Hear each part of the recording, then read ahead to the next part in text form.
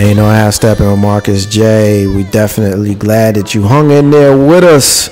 We had a long show, and I know that we said that we were going to get out of here at 9:15, and damn it, it didn't work out that way. But it's all right because we had good conversation. I got an opportunity to fellowship with Carlton Banks and Big Rube and Brandy and the Dating Pool Diva. And every time I have an opportunity to do that, it's definitely a good day. So I am not going to make that out to be a bad thing. We're definitely glad that we had a chance to do that. So, but we do need to end the show. So at some point, you gotta say goodbye. And now is that time. So at this point of the show, we always have the guests speak before us, and we always go through and we thank everybody, and we do our rants and we do our closings. And of course, now is the time to actually do that. So as we do every single week, we give the guests an opportunity to say their thank yous and all that kind of stuff first.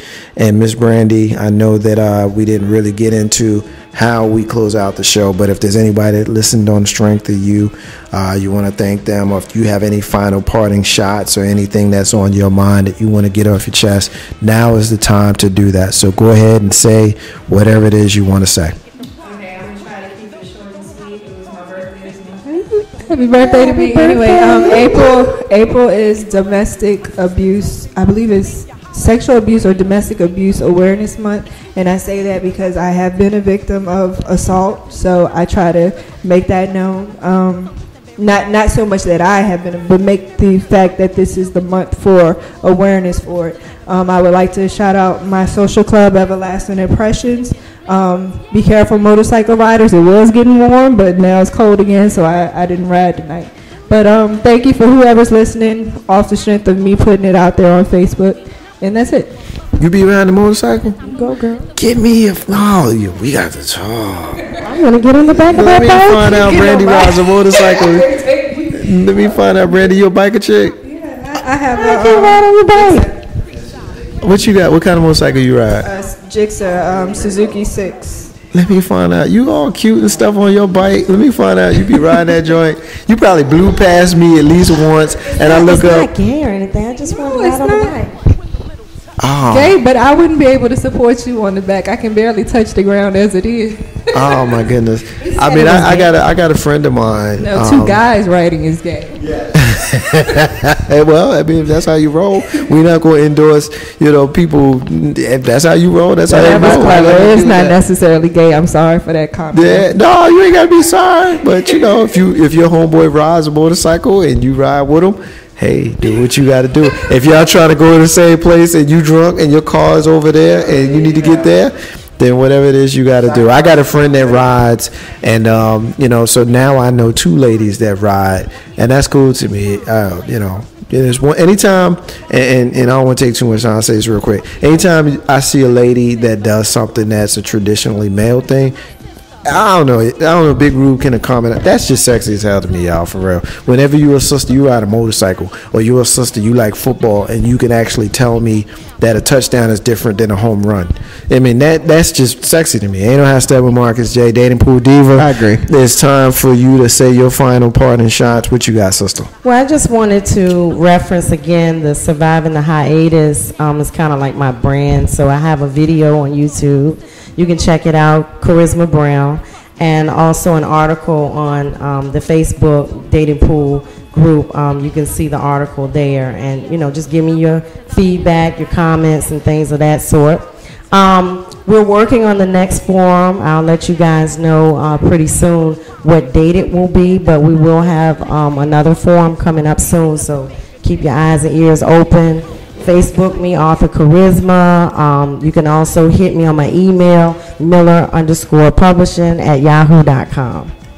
Thank you for having me, Marcus J. Yes, and thank you for having me too. I appreciate it. Definitely glad you guys made it so much better by the fact that you guys were here, because anytime we have an opportunity to have guests, particularly guests that are better looking than we are, it's always a good show. And in all seriousness, we appreciate the Dating Pool Diva when you bring the diaries. It gives us an opportunity to share fellowship and give the opposite sex an opportunity to look inside the other side and see what we're thinking, and we do it in a fair way, and we make sure that we do it in a respectful way. So I appreciate you guys being candid and giving us an opportunity to be candid and receiving the things that we said, and not taking it in a personal way, but just taking it for what a man may be feeling and maybe using it in some way,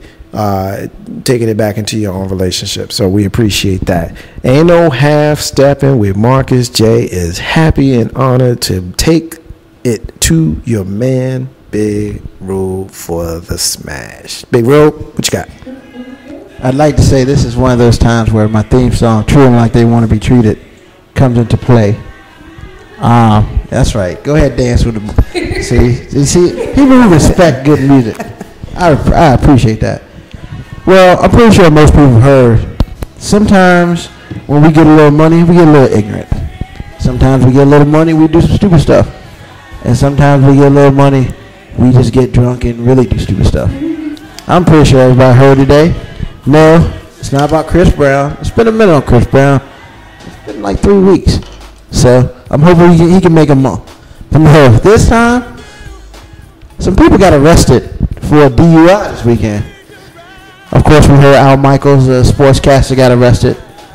And, of course, the funny of them all, Jim Toth got arrested for a DUI.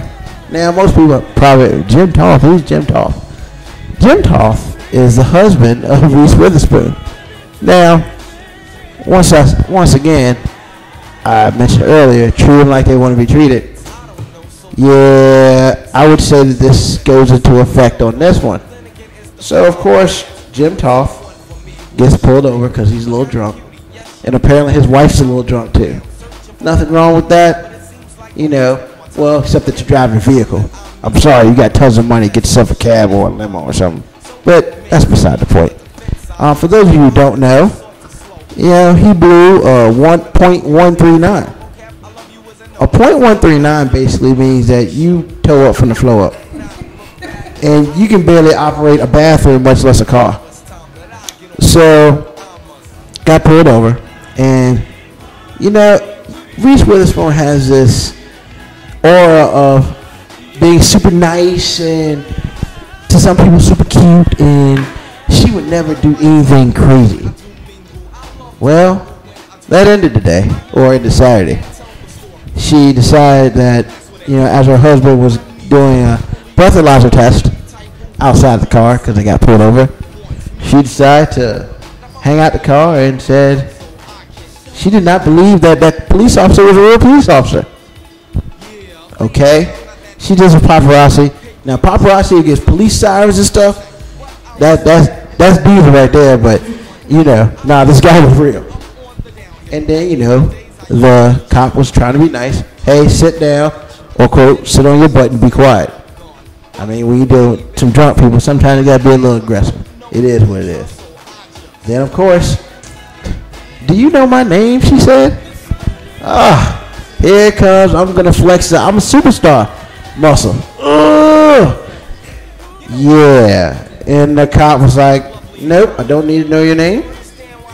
And then, she was like, well, you about to find out who I am. Oh, you're drunk and you're telling the cop who you are. Yeah, she was definitely drunk because that's probably the stupidest thing she's probably done in a while. Then she was like, well, you're going to be on national news. And the cop was like, that's cool. What's up? I mean, I'm good with that. So, I get to this. Of course, like I said, her husband blew a .139, which is, I think, like 4 times the legal limit, 4+ times the legal limit. And then she got charged with disorderly conduct. Disorderly conduct. Yeah, you talk back to a cop, you might get charged with something. Or just sit there and just be quiet and shut up. But, it is what it is. But I say all that because I feel like sometimes some people who have a little bit of money decide, one, they want to flex their notoriety. I mean, do I need to bring up the P. Diddy situation with Jennifer Lopez about 8-10 years ago about some drugs after shooting in the club? He didn't do nothing, but somehow she got off with a misdemeanor. because she had something. Okay. Jennifer Lopez carried a gun. Good. Yeah, we'll take her for a team, Jennifer. But the thing about it is, people who have a little money feel like they can just do whatever they want instead of doing the smart thing. So, people, those of us who don't have a ton of money, who, if you feel like you still can do whatever you want, how about you just do the smart thing? If you're getting drunk, get a cab. Or you know what, if you want to floss a little bit, get a limo. I'm cool with that. Why? Because you ain't driving. 2, if you are stupid enough to get behind a wheel, shut up when you get pulled over. Do what you're supposed to do. Don't talk back to the cop, because now there's an extra fine. And then 3, you know, you're going to be on the news or the paper, or if you don't go to court, you're going to be on gotcha. And the crazy thing about that is, I know one of my old co-workers, like, I know 3 of these people in there. And really, if somebody knows you and you're in gotcha, it's already a downward spiral for you. People, let's just be smart. Just don't do stupid stuff. Once again, personal responsibility has to come into play sometimes. If not, you can be a statistic just like those other idiots. It's a big rule. It's a smash. I'm done. Fishbowl next week. Oh, yeah. It's on. Ain't no half stepping with Marcus J, Big Rube, and the Smash. Take this opportunity to do my thank yous. I want to thank, of course, Carlton Banks for being here as he is every single week. Big Rube for being here as he is every single week. I want to thank Brandy for joining us in her first trip into Ain't No Half Stepping with Marcus J. We know we had a late night. Appreciate you for hanging out. Of course, the dating pool diva, author Charisma, for being here and leading us in the dating pool, the Diva Diaries. I'm sorry. I want to thank everybody listening to us on MixLR, all the comments. We got Miss Toyana. Thank you so much. We know that you wanted to be here. Unfortunately, it didn't work out, but we got your comments. Unfortunately, we weren't able to get them all on the air.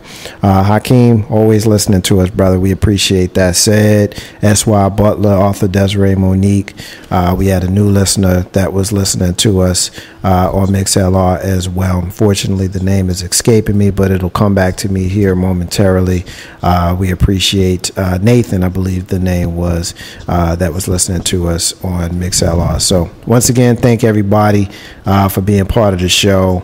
Of course, Jay Grizzy was listening to us, and Santee Nathan, that's the name. It's my turn to kind of go in and do my rant in my closing, so I appreciate everybody kind of indulging me for just a brief moment, and you know, while I kind of get into it, and I guess the main thing I want to share is fear, y'all. I'm scared, and I don't get scared much, but right now I'm really scared. I ain't afraid of the boogeyman. I ain't afraid of dying. I ain't afraid of the tax man. But I'm afraid. You know, you really want to know what I'm afraid of. I'm going to tell you. It's the fact that I got to sit and have a conversation with my child, and I explain to her all the craziness that's going on in the world. I got to explain to her, if something crazy happens in her immediate circle, I'm afraid of having that conversation. We live in a world where we instinctively think, oh, it's not going to be me, or this don't happen to folks like me, but more and more and more things are beginning to hit closer and closer to home, and it will eventually happen to you. And yes, that is very, very scary. The older Mama J gets and other children close to me, the more these things become real. Last week's incident in Boston showed me a couple of things. It showed me that an 8-year-old boy can leave his home with his siblings and his parents and go to a race that has been run for well over a century, and he could end up not going home. It showed me that a woman could be there to support a friend of a friend and not go home. It showed me that a woman can travel from the other side of the world, in this case China, to study in a country and be in the wrong place at the wrong time and not go home. Now, I'm certainly not naive. I've lived through Sandy Hook and Columbine and Waco and Virginia Tech and the Colorado movie theater and the Tucson rally where they shot the Congress lady and the World Trade Center bombing. I've been through all that. I lived in Richmond, Virginia, when we used to be one of the highest rated murder towns per capita in the country. I even called out the President of the United States to speak on Chicago. And I even had my childhood best friend murdered when we were only 16. But something clicked in me this week. We live in a messed up world, y'all. I try not to get disillusioned because I feel it's imperative to remain positive, but at a time when the country rallies, as we always do, when something crazy happens, you got the backdrop of the country not passing tougher gun laws to include background checks. And you got talk show hosts, on the air seizing the opportunity to publicize it. In one particular case, you got a dude by the name of Bob Davis who went so far as to accuse folks of parading victims in front of the cameras for political gain. And those victims can go to hell. This is what he said, y'all. Check out my Ain't No Half Step with Marcus J fan page for the YouTube clip of this guy on his rant. That's just crazy. In my moments of disillusion, I have to remember that Mama J looks to me for strength and guidance. I'm sure some messed up stuff happened when we was growing up, but I can't know for sure if it was this bad, and I've had some trusted elders assuring me that it wasn't. It becomes increasingly difficult to assure my princess, my heart, my heir that everything's going to be okay when I wonder sometimes myself if everything's going to be okay. I'm scared, y'all. When I look around, I see folks so brainwashed that they listen to CNN tell the world that it was a dark-skinned male who blew up the Boston Marathon. And who the hell knows where that came from? Who knows who approved anchor John King to go there? But surely there was plenty of brothers from Roxbury who was catching the side eye through all that. I'm scared, y'all. I see Christians hating so much the Islamic terrorists, and some even go so far as to assault innocent law-abiding Muslims, but only shake their head at the equally terroristic so-called Christian Westboro Baptist Church, protesting people's funerals and stuff. I'm scared when I have to explain these things to my sweet, pure group of babies who have to grow up in the ashes of all of this craziness. It was corny as hell when he said it, but it was one of the most poignant statements that I could ever remember hearing when, in April of 1992, Rodney King simply asked a question: can we all just get along? I'm not one to believe that'll ever happen, but a little tolerance would be nice. Because I ain't afraid of the boogeyman, y'all. I ain't afraid of the tax man, and I ain't even afraid to die. But I'm terrified of the world we trying to leave to these babies. That's the Marcus's unrelated rant that ain't got nothing to do with what we're here talking about tonight. It's the end of the show. I want to remind you guys that independence is key to building your own legacy. I want to say peace to all the stars and all of the squares. In the abundance of water, the fool is thirsty. Those are the words of Bob Marley, who you hear singing in the background. Today, April 22nd, is the anniversary of the One Love Peace concert. That was a very political and pivotal moment on the island of Jamaica. I ain't got time to really get into it with y'all now, but if you know how the Democrats and the Republicans get down in the United States of America, imagine their followers killing each other in the streets. That's how it was getting down in Jamaica in 1978 when this concert took place on April 22nd. And Bob Marley, the legend, was able to bring the leaders of both of those parties on the stage, and they shook hands on the strength of the power of the legend, Nestor Robert Marley. Ain't No Half Steppin' Marcus J. Come back to us tomorrow in Live and Radio, 7 to 9, and Wednesday, The Green Room with Jay Grizzy and Lissa P. Be back next week here on Ain't No Half Steppin' with Marcus J. Peace.